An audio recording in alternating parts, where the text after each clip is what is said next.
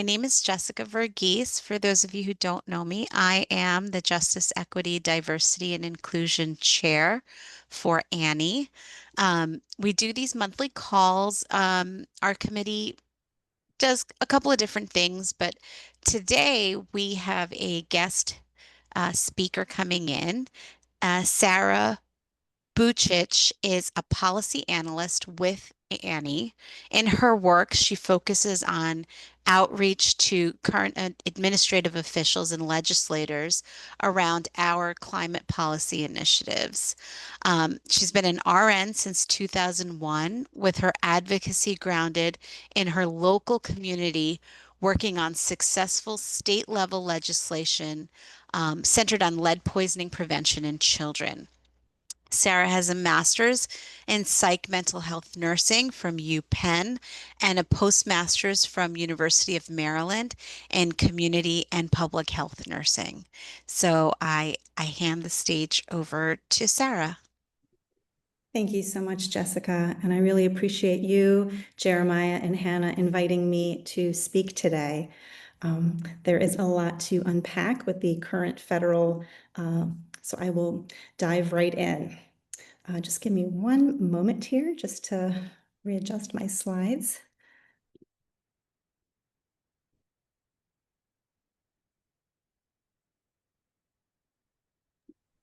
Sorry, I did a Zoom update and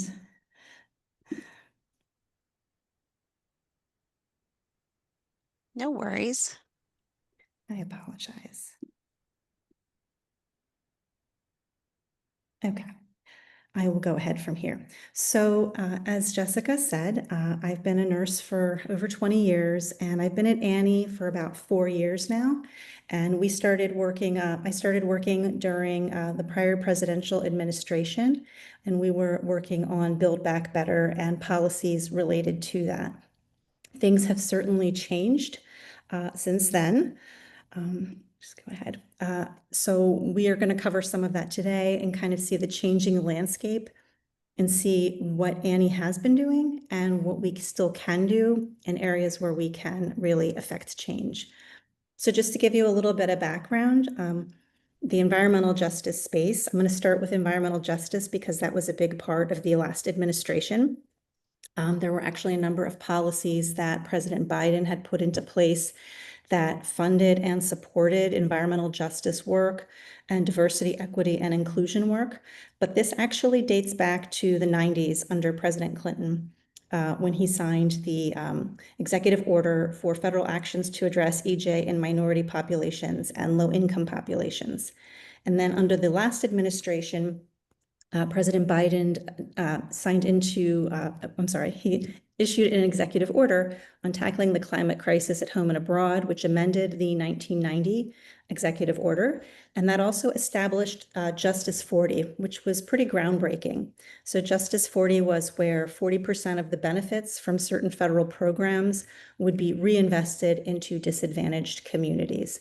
So this was a double win. It was advancing cleaner policies, but also any benefits from that would go to communities that were already suffering the worst effects from fossil fuel usage and development.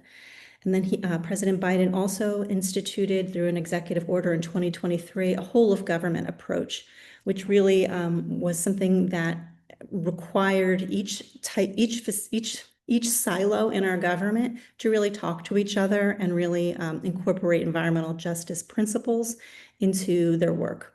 So those were kind of the things that have happened since the 90s. That's a really brief overview, but I also just want to talk about some of the things that have happened in the last 10 months. As I'm sure most of you are aware, on January 20th, an executive order was signed, which was to end the radical, wasteful government DEI programs.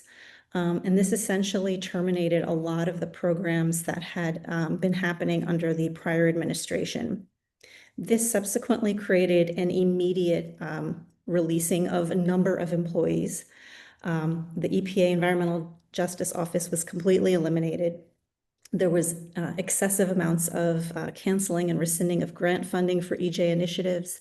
including a lot of the programs that we at ANHE have supported and advocated for around the Inflation Reduction Act. And then on top of that, there has been a large-scale dismantling of data that tracks environmental justice and diversity, equity, and inclusion policies. So for example, the EJ Screen tool, which was something that could be used for Justice 40 and Inflation Reduction Act money. So this tool helped identify communities that were being disproportionately affected by pollution. This has now been removed from the EPA's website. So there's a lot of data being removed, which is also highly problematic for those of us who are trying to use that data to create positive change. In addition to firing all of the EPA EJ office folks, there was also a number of advisory councils, key advisory groups like the White House Environmental Justice Advisory Council that were disbanded. The Department of Justice rescinded the Environmental Justice Enforcement Strategy, and environmental enforcement actions dropped to historic lows. So essentially, all of the progress and Biden-era executive orders pertaining to EJ and Justice 40, those were all revoked. And we're here only, 10 months in. So that's just kind of where we're at. In addition to the things that I already discussed, there were a number of other executive orders that affect directly justice, equity, diversity, and inclusion work. Rescinded was the racial equity and support for underserved communities, protecting public health and the environment, and restoring science. And you can see here a number of really health protective policies that really aimed for inclusion in a number of spaces. And those have all been rescinded just in the first 2 months of this year. In March of this year, the EPA actually launched the biggest deregulatory action in their history. So for those of us, you probably have gotten emails from us over the years on various things like clean cars and particulate matter and NOx and all kinds of mercury power plant standards. So this basically was the proclamation from the EPA that they were going to unleash American energy, that they were going to do a bunch of policies in order to lower the cost of living for American families, and to advance cooperative federalism. This is their stated goals. And how they are going to accomplish that is they are going to reconsider a number of regulations that are really, we have, and a number of other advocacy groups and advocates dating all the way back to the 90s and really starting in the environmental justice movement. A lot of these regulations were incredibly health protective for environmental justice communities. And these are all being reconsidered. Power plant regulations, mercury and air toxics, as you might have heard just recently, the greenhouse gas reporting program, that is being reconsidered. As you can see here, all kinds of things, risk management programs. So all kinds of things are being either reconsidered or slated to be reconsidered. In addition, there's also a rollback of all kinds of clean vehicle regulations. There has been a potential removal of the endangerment finding, which is the basis of a lot of what our modern environmental work is based on. And that is a Supreme Court decision, which has not yet been overturned, but the implementation of that is what is being reconsidered. All kinds of air quality standards and social cost of carbon. These are all things that are being reconsidered. So as advocates, we are just being hit from a million different directions. All of these are happening very quickly. We're trying to get in comments on all of these things for the permanent, to have them in on the record, but they are coming very rapid fire. In addition, the EPA is going to be ending the Good Neighbor Plan, which is, just another plan that is around heavy industry that protects communities. And then there's going to be a reconstituting of certain science advisory boards. So all this is being done in the name of, advancing efficiency and economics, but ultimately these are things that are incredibly dangerous to many communities across the U.S., most notably environmental justice communities. So with all that being said, I was invited here to talk about, what Annie is doing and what we can do. And I'm hoping this can kind of be a little bit open-ended because I think a lot of these things are, I'd like to know what others think we can be doing to add on to what we're already doing. Um, So just to put this out there, one of the things that has come up a lot in conversations is that things have always been very difficult for a lot of communities. As we know, there are a lot of communities that have had a lot of challenges and the government has not protected them. So those are now amplified. We know there's additional challenges with things going on at the federal level, which are creating additional concerns about safety and repercussions and speaking out. So certainly the system is much more challenging than it was a year ago. But there are a lot of groups that are also looking at this as a time for true rebuilding. This is an opportunity to kind of, do things differently, think outside of the box. Things are not being done the way they were before. So there's also the potential of rebuilding a system that's different and potentially better and creating whole communities. So one of the things that ANHE has really been focusing on is sustaining our efforts at the state and local level. Now, as you probably all know, we mostly focus on the federal level just due to our capacity. But what's becoming really, prevalent is state level work. This is going to be more important than ever. There are many federal laws that are happening right now that could actually undo the work that has happened at the state level. So for example, there's a number of states that have regulations and laws for PFAS, for toxic chemicals, for lead, for different types of things, for cumulative impacts. And the government is actually looking at a variety of different ways of doing it, but preempting the ability for states to do that. So in addition to states pushing back on federal efforts, really states are doubling down and continuing to enforce their own environmental justice standards and actually recommitting to things like cumulative impact policies. Basically, states are realizing that they are the last line. The federal government is likely not going to be able to do a lot of the health protective protections that they had been doing. So it's going to really be up to the states. And I put this picture in here. This was one of our nurses in Maryland. So there are states like Maryland that are pursuing cumulative impact policies. Health professionals are working with communities in states like Maryland to really push forward really robust cumulative impacts legislation, regardless of what's happening at the federal level. And so as an organization, I think one of the things that we've been working on is really protecting, states' abilities to continue doing that and pushing that forward. As we know, communities are continuing to do the work. They've been doing the work through many presidents, through many administrations, and their problems have certainly not gone away and have gotten significantly worse.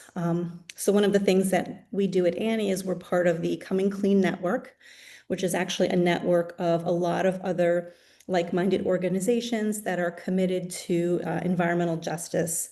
I have the link here if you want to check out the Louisville Charter.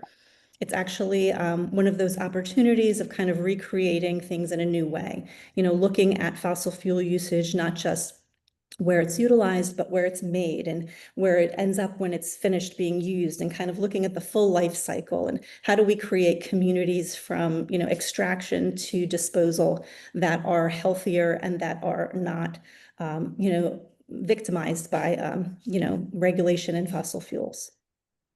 There's 10 planks of the Louisville Charter, but I'm just listing here 4 of the 2 on each slide here about things that they really support that promote environmental justice. So really, this is something that I think in all of the work we do, we try to prevent disproportionate exposures and hazards for certain communities. And also including workers and the public in a right to know and decide. And there are a number of pieces of legislation across the country right now that are really working on things like right to know laws. So just really getting information out to people and being transparent. That doesn't generally cost a lot of money. And it's something that we can do, and we can continue to inform the public as things move forward. And hopefully when things change at some point, we can have that information out there. Uh, These are two other planks of the Louisville Charter. Take immediate action to protect, restore, and strengthen communities.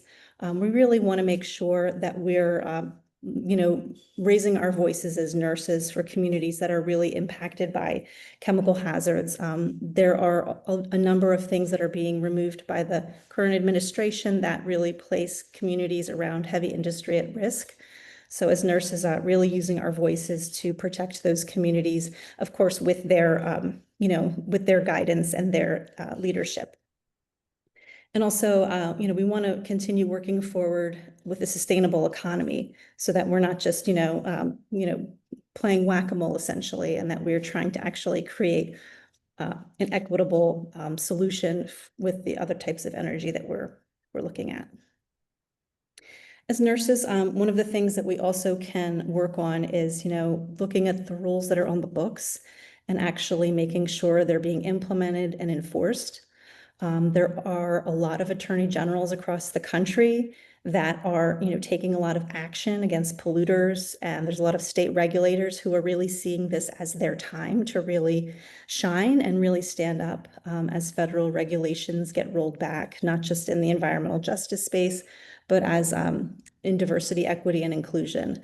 And we are seeing growing litigation against a lot of the rollbacks against the EPA.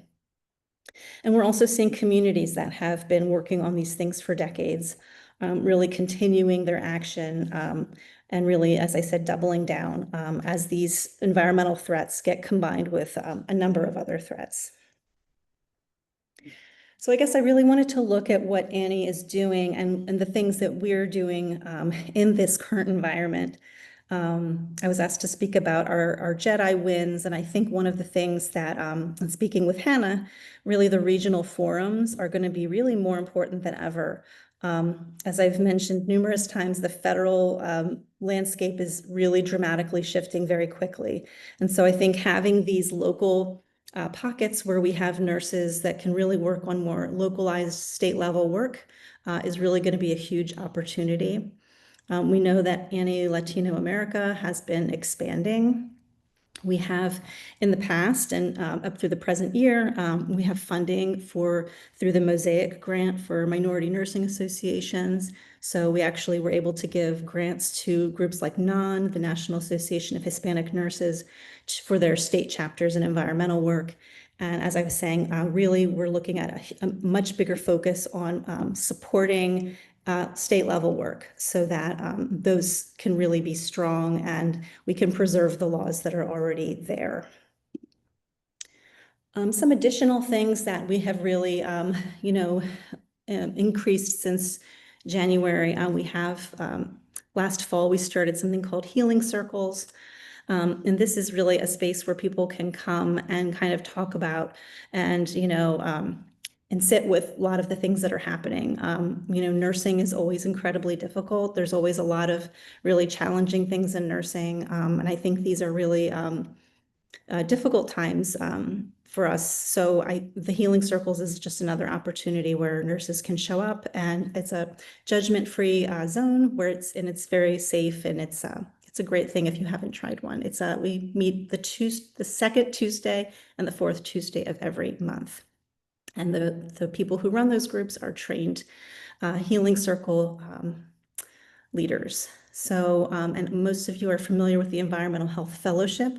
That is continuing and, expanding, and it's becoming, ever more successful. And that's really another opportunity to increase, nurses from different parts of the country, from different backgrounds, from different geographic areas, different nursing disciplines, to really incorporate environmental health into their work.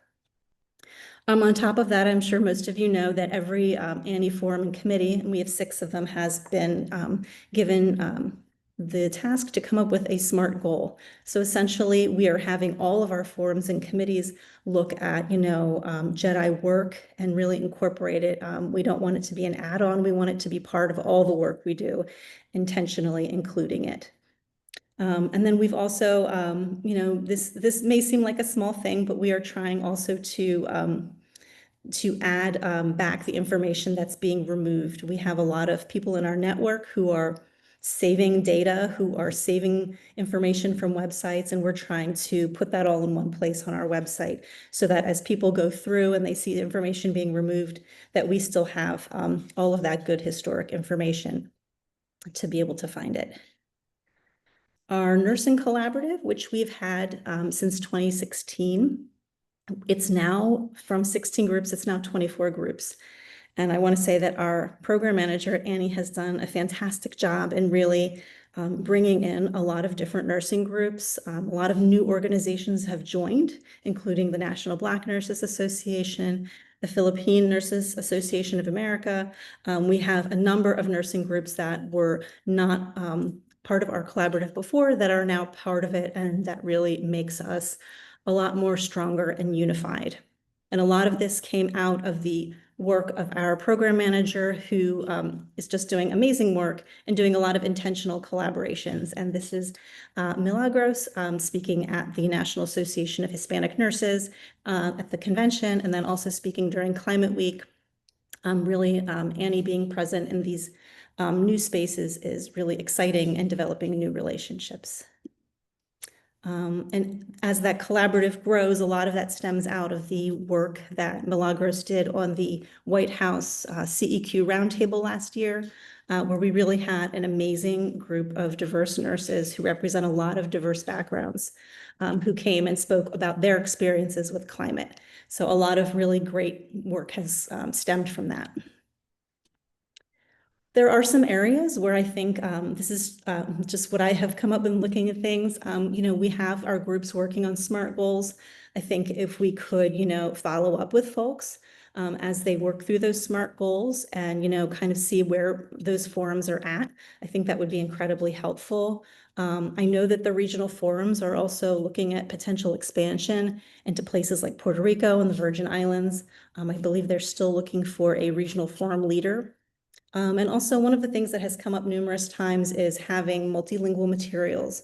So, I think if we could have materials that are in different languages, including our podcasts and newsletters, that would increase our ability to reach different communities. Another thing that does come up is, just increasing our inclusion. There's all different types of inclusion. We know that the disability community is disproportionately affected by climate, older adults. So we can just, continue adding on to the groups that we've already reached out to and really be intentional about that inclusion. There's also a lot of grants that are opening up now about state level work and local level work. This is a time for that work to really shine. And there's really a lot of potential expansion on our toxics work, which really impacts environmental justice communities. So those are some areas of opportunity. I would love to know when we wrap up here what you all think we could be doing at ANHE to kind of push forward justice, equity, diversity, and inclusion, especially during these times. So I look forward to hearing what you all have to say. And I guess I just wanted to kind of end on this note here that as nurses, our profession really comes out of a lot of difficult times. Nursing really comes out of the more challenging times in history, and our voices are incredibly powerful. So really, as nurses, we can embrace and legitimize our resistance just through our social interactions and how we educate people and how we treat people in our practice settings. And that really is part of how we can continue to move forward social justice in nursing. And, we really have to do this as nurses, because without doing that, we know, looking at history, that we risk being part of, the problem. So, this is one of the things that as nurses is part of our duty, and it's really one of our responsibilities. So I really look forward to hearing what you all think about what Annie is doing right now, and I open it up for questions.